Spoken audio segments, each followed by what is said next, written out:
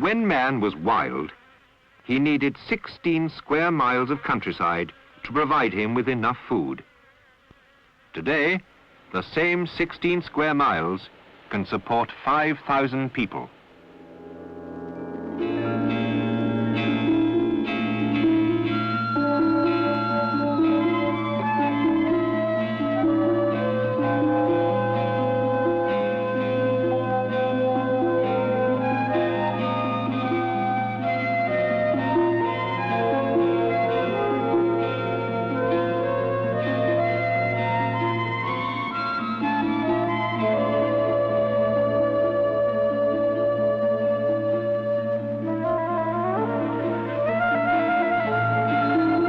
The way plants have always reproduced themselves is a random affair.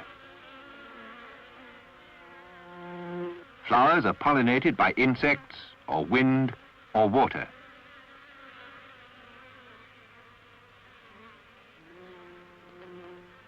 Seeds are dispersed by the same forces of nature.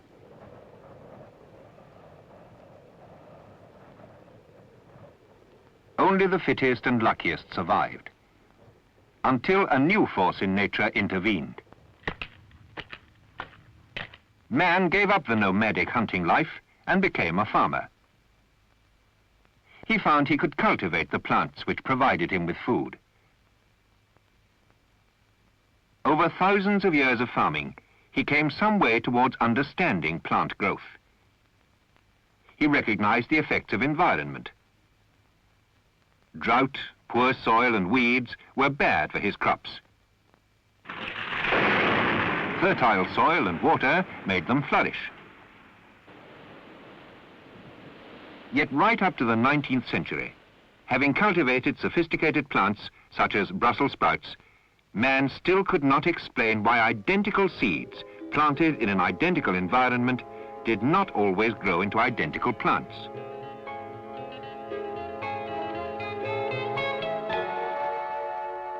Sometimes he overcame this by reproducing plants vegetatively, by cuttings, for instance. These always grew identical to their parents and sisters. But sexually reproduced plants often grew different from their parents and their sisters. The cause of this variation was a mystery. The pattern of inheritance seemed to defy logical explanation. Then, a century ago, Gregor Mendel found the clue to inheritance. Examining peas, he discovered a link between generations. His method was to follow the history of single parts of the plant over several generations.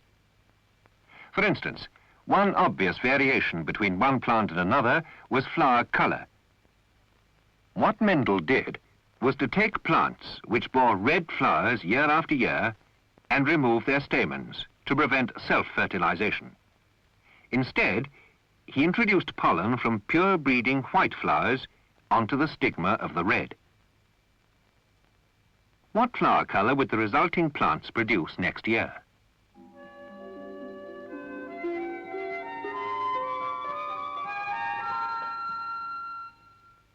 They all turned out pure red. Only one characteristic, redness, had appeared in this, the first generation cross. These red flowers he allowed to self-fertilize. Before the flowers open, the stamens grow over the stigma and leave pollen on it. What color would their seeds produce in the second generation?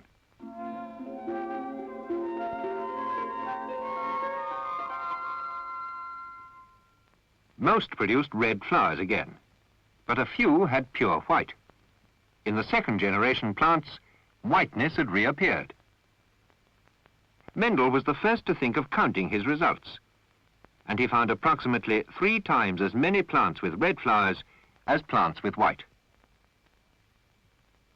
When he crossed other features, plants which produced round seeds with plants that produced wrinkled, or tall plants with short, the same 3-to-1 ratio always appeared in the second generation. 3 round to 1 wrinkled. 3 tall to 1 short. he called the least frequent characteristics recessive, namely short plants, white flowers, and wrinkled seeds. Round seeds, red flowers, and tall plants, the characteristics which were most frequent, he called dominant. From 10,000 plants and 8 years' calculation, Mendel deduced the basic laws of inheritance. First, that each single feature, such as flower color, is the result not of one, but of two character factors. Two for redness and two for whiteness. Second, at cross-pollination, one character factor from each parent goes into an offspring. Where these differ, the recessive factor is masked, and the new plant will respond only to the dominant factor.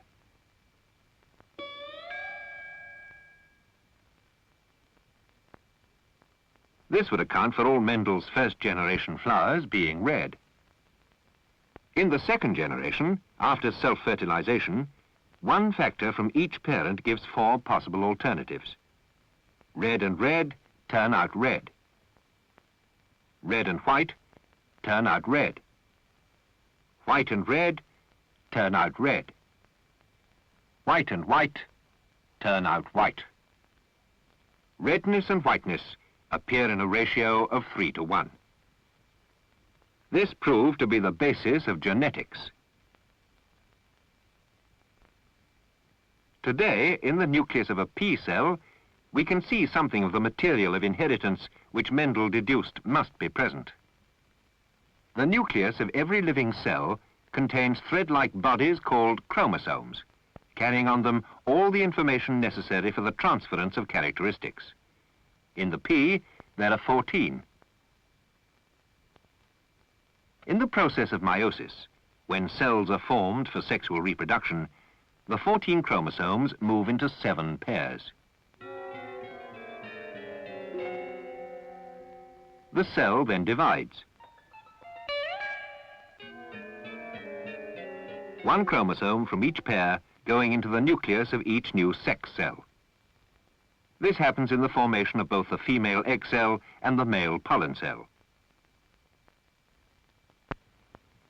In a flower, after pollination, a tubule containing the male nucleus grows down the style.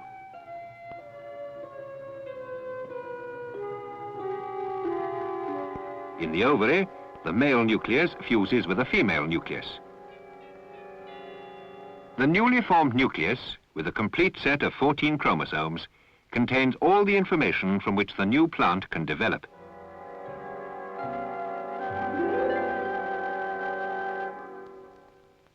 How does this discovery of chromosome behavior fit in with Mendel's theoretical findings?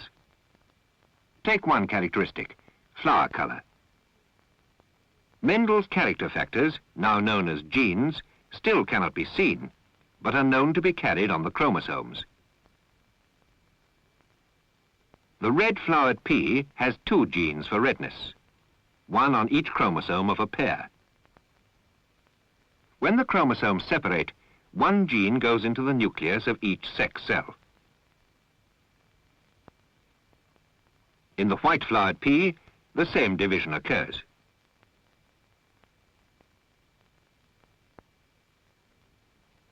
When red flowers are crossed with white, the nuclei, as they fuse, bring together the chromosomes from each parent. The offspring gets both red and white genes in its makeup. Geneticists now know the exact place of certain genes on the chromosomes. For instance, on the 4th chromosome in the pea, one gene controls whether the plant bears many pods or single pods. Further along, another controls plant height. Yet another affects resistance to wilt disease. Present-day knowledge of genetics allows the plant breeder to go through the door which Mendel opened. Now he can breed new combinations of characters, new varieties of plants suited to large-scale food production. short varieties to allow machine harvesting. Whole fields maturing on the same day.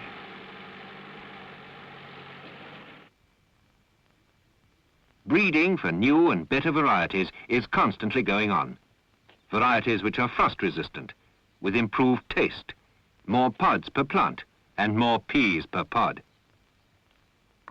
One plant, already in commercial use, is short, resistant to wilt, bears single pods, and produces wrinkled seeds, which are sweeter tasting and suitable for freezing. How could its yield be increased?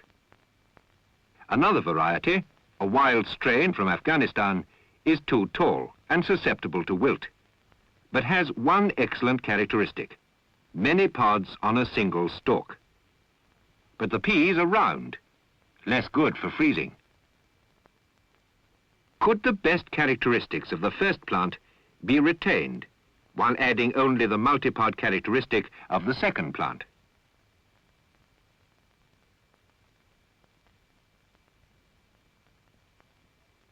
What is involved?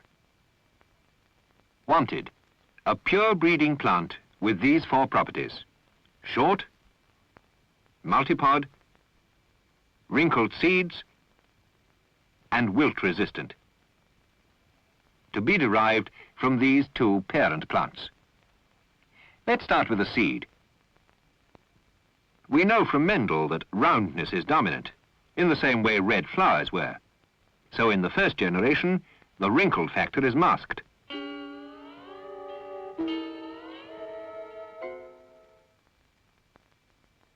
Of the second generation, only 1 in 4 will have wrinkled seeds.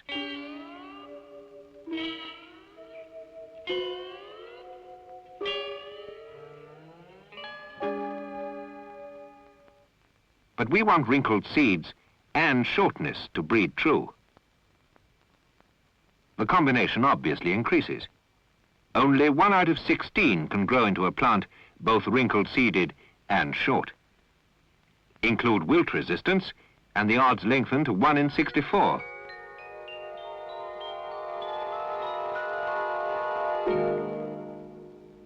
But many characteristics are controlled by more than one gene. Multipodedness is controlled by 2 from each parent, 4 altogether. So for multipods, wrinkled seeds, shortness, and wilt resistance to be pure breeding in one plant, the laws of probability make the odds 1 in 1,024.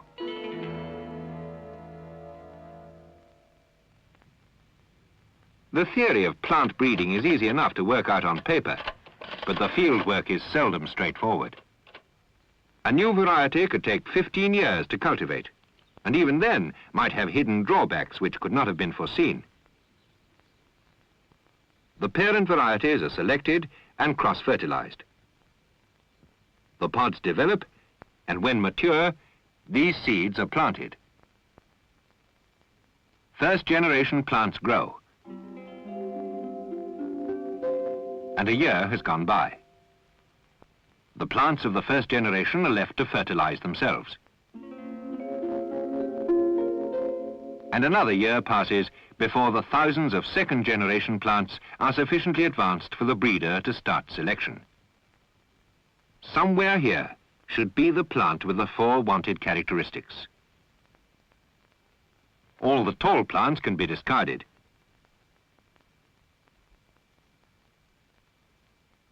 This one looks promising, short and multipod. It is too early to tell which have wrinkled seeds, and further generations will have to be grown to be certain of resistance to wilt, to confirm there are no unforeseen disadvantages. Simply, is the new variety what was wanted? To be proved, it will be tested for yield and processing, tenderness and taste. Provided these tests and the field trials are satisfactory, then the large quantities needed for commercial use can be grown in the following years.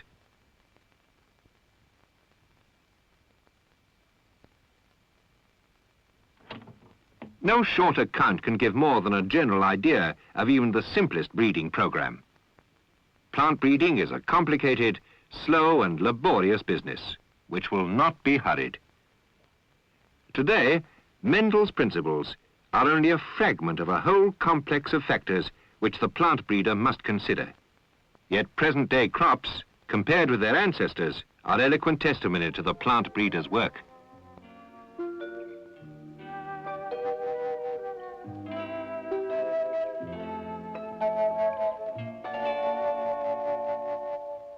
Success in plant breeding stems from an understanding of heredity and environment. We now know that the genes on the chromosomes in the nucleus of a cell are the discrete particles of matter which control all heredity. We can calculate the chance of any one characteristic emerging. Mendel, by mathematical observation of the ratios in which dominant and recessive characters appeared, was the first to demonstrate that inheritance had a particulate basis. This was the beginning of what we know now to be a logical pattern of inheritance, the beginning of the science of genetics.